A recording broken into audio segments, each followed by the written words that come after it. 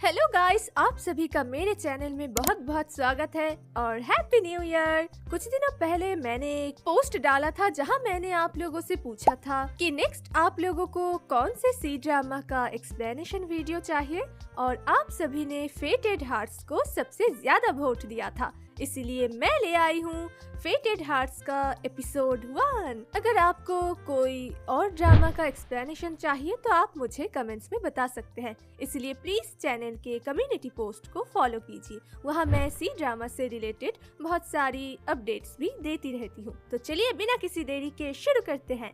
कहानी के शुरुआत में हम शूशा किंगडम के फर्स्ट प्रिंस फेंग शुई जी को देखते हैं, जो अपने सेना के साथ पड़ोसी मुल्क जिनसू पर हमला बोल देता है। दोनों देशों के बीच भयानक जंग शुरू हो जाती है। शूशा का राजकुमार फेंग शुई जी अकेला ही जिनसू के सेना पर भारी पड़ रहा था। तभी हम लाल कपड़ों में एक औरत को देखते हैं जो कि जिनसू की सेनापति होती है, जिसका नाम होता है फुई शियाओ, जो शुई जी पर तीर चला देती है। पहला तीर तो शुई जी डॉज कर लेता है, दूसरा तीर सीधा उसके दिल के करीब आके लगता है और शुई जी वहीं पे ढेर हो जाता है। उसके सेनापति और एडवाइजर आके उसे वहाँ से तुरंत ले जाते हैं। असल में शूशा और जिनसू दो पड़ोसी देश है और शुरू से ही एक दूसरे के जानी दुश्मन है। प्रेजेंट में शूशा और जिनसू के बॉर्डर के बीच जो एक शहर है पिंगलिंग, उसको ये दोनों देश ही कब्जा करना चाहते हैं। उसी को लेकर इन दोनों देश के बीच जंग हो रही है। दूसरी तरफ हम देखते हैं सुई जी को एक कैरेज के जरिए ले जाया जा रहा था, जहां उसकी हालत बहुत ही खराब होती है। तभी उन पर कुछ असैसिन्स अटैक कर देते हैं। सुई जी का राइट हैंड मैन लूखा उनसे निपटता है और सुई जी का कैरेज असैसिन से बच के भागने लगता है। भागते भागते वो पहाड़ी के चोटी पर पहुंच जाते हैं, जहां कैरेज का पहिया फिसलता है और पूरा कैरेज सुई जी को लेकर खाई में गिर जाता है। असैसिन्स ये देख के वहाँ से चले जाते हैं। दूसरी तरफ हम फुई शाओ को देखते हैं जंगल में, जो काफी घायल होती है और कुछ असैसिन्स उसे मारने की कोशिश कर रहे होते हैं। फुई शाओ उन सबको मार के खत्म कर देती है। तभी हम एक लड़की को देखते हैं जिसका नाम होता है लिंग शुएइंग। लिंग और उसकी हेल्पर उसी जंगल में जड़ी बूटी कलेक्ट कर रहे होते हैं। असल में लिंग एक वैद्य है, यानी कि डॉक्टर। जड़ी बूटियाँ ढूंढते ढूंढते वो ऊपर देखती है और उसकी होश उड़ जाती है। ऊपर असैसिन्स की लाश लटकी हुई थी। चारों तरफ सिर्फ लाश ही लाश थे, जिनको फुई शाओ ने मार के टांग दिया था। ये देख के वो बहुत ही डर जाती है। तभी कुछ असैसिन्स उसके गर्दन पे तलवार रख के पूछते हैं, क्या तुमने किसी लाल कपड़े वाली औरत को देखा है? लिंग कहती है नहीं। वो लोग उसे मारने ही वाले होते हैं कि तभी वहाँ पे फुई शाओ आके सबको मार देती है और लिंग की जान बच जाती है। बट तभी फुई शाओ की हालत काफी खराब हो जाती है। लिंग कहती है मुझे अपना घाव देखने दो, मैं एक डॉक्टर हूँ। फुई शाओ कहती है मरना नहीं है तो यहाँ से दफा हो जाओ, और तभी वो बेहोश हो जाती है। फिर सीन चेंज होता है जेंगनियान विला की तरफ, जहाँ लिंग और उसकी हेल्पर बेहोश फुई शाओ को ले आते हैं। जेंगनियान विला की खास बात ये है कि ये शूशा और जिंगसू देश के बीच पड़ता है, बट इस जगह शूशा या जिंगसू किसी का भी रूल नहीं चलता है। एक तरीके का हॉस्पिटल आप कह सकते हैं। यह सभी घायल लोगों का इलाज होता है, चाहे वो शूशा से हो या जिंगसू से। लिंग का डैड इस विला का मालिक है और वो एक डॉक्टर भी है। लिंग फुई शाओ को अंदर ले आती है और उसका ट्रीटमेंट शुरू करती है। दूसरी तरफ हम शुई जी को देखते हैं। असल में शुई जी कैरेज के खाई में गिरने के बहुत पहले ही कैरेज से कूद गया था। एक तरफ शुई जी का ट्रीटमेंट चलता है तो दूसरी तरफ फुई शाओ का। ट्रीटमेंट के बाद डॉक्टर शुई जी को बताते हैं, मैंने तीर निकाल दिया है बट घाव बहुत ही गहरा था, इसलिए हील नहीं हो रहा है। इससे आगे मैं और कुछ नहीं कर सकता। ये कह के डॉक्टर वहाँ से चला जाता है। शुई जी लूखा से पूछता है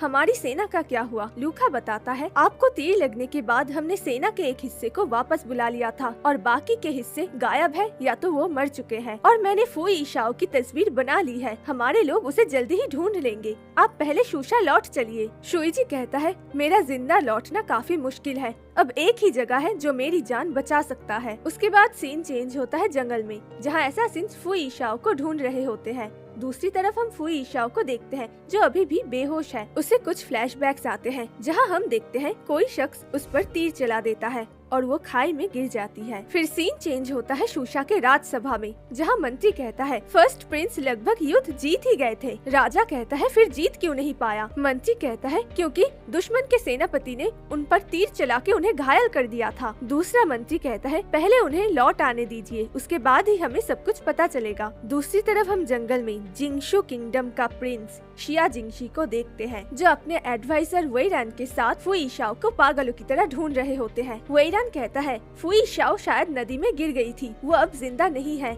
नहीं तो निशान छोड़ती। जिंगसी उस पर चिल्लाकर कहता है चुप हो जाओ, वो जरूर जिंदा होगी। सीन चेंज होता है जहाँ लिंग फुई इशाओ की पट्टी बदल रही होती है। तभी फुई इशाओ को होश आता है। वो उठ के ही सीधा लिंग का गला पकड़ लेती है। लिंग की हेल्पर कहती है कितनी अनग्रेटफुल हो, उन्होंने ही तुम्हारी जान बचाई है। तभी फुई इशाओ को चक्कर आते हैं और वो नीचे गिर जाती है। फुई इशाओ कहती है मेरे पास मत आना, तुम लोग कौन हो? लिंग अपना परिचय देती है। फुई इशाओ पूछती है तुमने मेरी जान क्यों बचाई है? लिंग कहती है तुमने जंगल में मेरी जान बचाई थी, भूल गए? मैंने तुम्हारा इलाज किया है। घाव देख के लगता है तुम काफी ऊंचाई से नीचे गिरी हो। लिंग की हेल्पर कहती है हाँ, तुम्हारे सारे ऑर्गन्स काफी डैमेज थे और हड्डियाँ तो चूर चूर हो गए थे। हमारी यंग मास्टर ने 3 दिन लगातार इलाज किया, तब जाके तुम्हारी जान बची है। लिंग फुई इशाओ से पूछती है तुम्हारा नाम क्या है? फुई इशाओ सोचती है लेकिन याद नहीं कर पाती। लिंग समझ जाती है कि इसकी याददाश्त चली गई है। फुई इशाओ उठने की कोशिश करती है लेकिन अपने लेफ्ट हैंड को नहीं उठा पाती और गिर जाती है। लिंग कहती है तुम्हारे लेफ्ट शोल्डर में तीर लगा था, घाव बहुत ही गहरा है इसलिए हील नहीं हो रहा है, इसलिए अभी तुम लेफ्ट हैंड को हिला नहीं सकती। घाव देख के लगता है तीर तुम्हें बहुत ही पास से मारा गया है, इसका मतलब तीर चलाने वाला जरूर तुम्हारा कोई अपना होगा। फुई इशाओ को दोबारा से फ्लैशबैक्स आने लगते हैं और उसकी हालत बहुत ही खराब हो जाती है। लिंग कहती है अब पहाड़ी के पीछे का आयुर्वेदिक तालाब भी इसे हील कर सकता है। उसके बाद वो लोग तालाब के पास जाते हैं। लिंग कहती है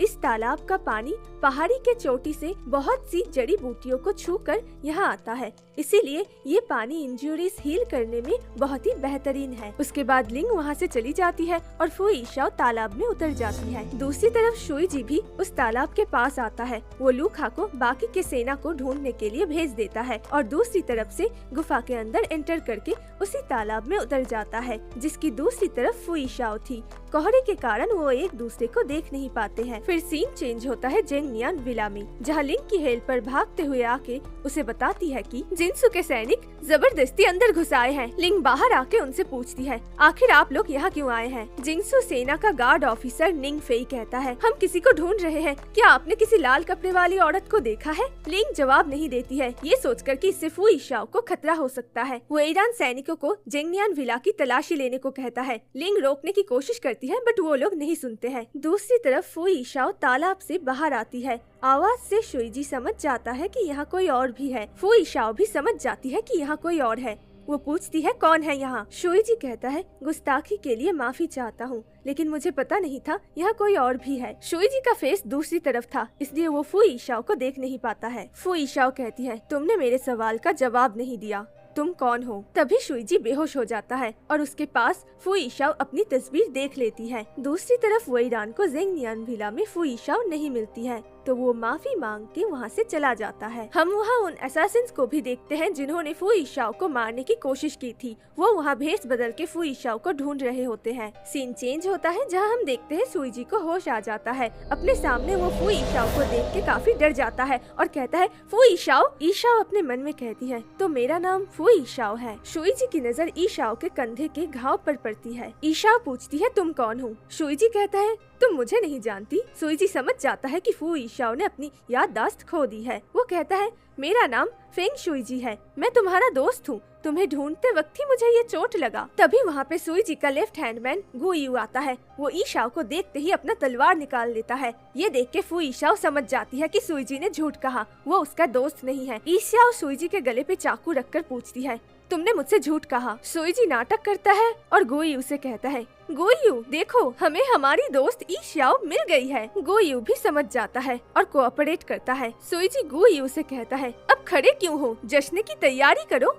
गुयू तुरंत वहाँ से चला जाता है। शुईजी इशाओ से कहता है अगर मैं तुम्हारा दुश्मन होता तो मैं तुम्हें अभी मार देता, मेरे आदमी सब बाहर ही है। शुईजी झूठ बोलता है, असल में उसके आदमी तो बाकी के सेना को ढूंढने के लिए निकल गए थे, बट गुयू ने उन्हें इन्फॉर्म कर दिया है तो वो जल्दी ही यहाँ आ जाएंगे। फुई इशाओ पूछती है आखिर मुझे कौन मारना चाहता है? शुईजी बताता है तुम जिनसू देश के सेनापति हो और दुनिया का सबसे बेहतरीन तीरंदाज भी। शुईजी उसे युद्ध में जो कुछ भी हुआ सब कुछ बताता है, सिवाय इसके कि वही शूशा का प्रिंस है। दूसरी तरफ लूखा बाकी सेना को लेकर गुफा की तरफ बढ़ रहा होता है। फुई इशाओ कहती है तो शूशा का राजकुमार मुझे मारना चाहता है बदला लेने के लिए, क्योंकि मैंने उसे लगभग मार ही दिया था। शुईजी कहता है उस प्रिंस को शूशा का किलर गॉड भी कहा जाता है और वो चोट का बदला मौत से लेता है। फू ईशाओ पूछती है तो उसका नाम क्या है। शुईजी कहता है फेंग शुईजी। ये सुन के फू ईशाओ चौंक जाती है। तभी लूका वहाँ सेना लेकर आ जाता है और फू ईशाओ को घेर लेता है। शुईजी कहता है आखिर मैंने तुम्हें पकड़ ही लिया फू ईशाओ। उसके बाद फू ईशाओ को मार के बेहोश कर देते हैं और ये एपिसोड यहीं पे खत्म होता है। उम्मीद करती हूँ कि आपको आज का एपिसोड पसंद आया होगा। मुझे कमेंट्स में बताइए कि आपको इस वीडियो में कौन सी चीज सबसे अच्छी लगी और कोई चीज बुरी लगी हो तो वो भी आप बता सकते हैं। और नेक्स्ट एपिसोड के लिए भी आप मुझे कमेंट्स में बता सकते हैं। चैनल को सब्सक्राइब कीजिए, अपने दोस्तों में जितना हो सके वीडियो को प्लीज शेयर कीजिए। तो मैं मिलती हूँ अगले वीडियो में। बाय।